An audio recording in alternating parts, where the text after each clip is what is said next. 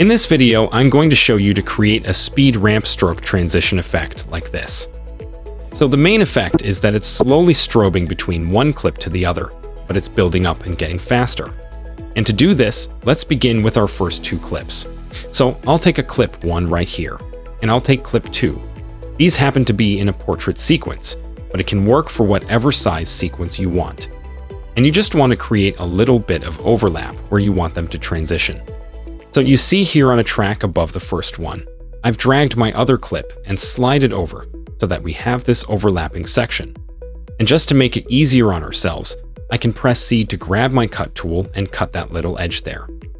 But now that I have this little section that overlaps, I want to head to my effects and search for one called Strobe Light, so I can add this on to the top clip. And what this does is, by default, it adds a white stroke color. But what I can do instead is change it to make layer transparent. So that'll make this layer transparent. And since we have another layer underneath, it'll show through the other layer. So in the Effects Controls panel, it's where I'm adjusting all these parameters. Another one you have is stroke duration and stroke period. So right now it's flickering every half second 0.5.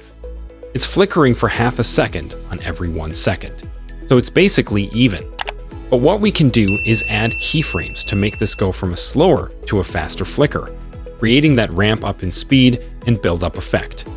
So I'll go to the beginning of wherever I want.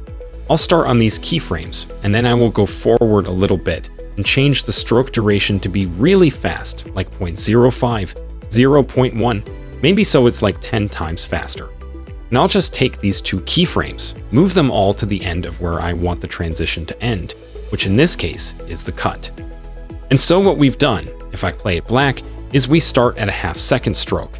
It slowly gets faster to a 1/4 second to a 1/10 of a second, all the way to a final stroke. So you can play around with what different ratios look like, and then you're cutting to the next clip and whatever else kind of impact or transition you want. In the beginning example, I just lined it up with your sort of drum cinematic music to add that impact.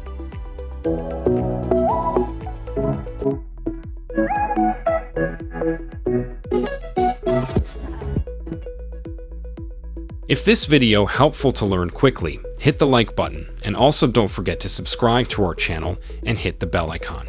Then you won't miss any upcoming tutorials.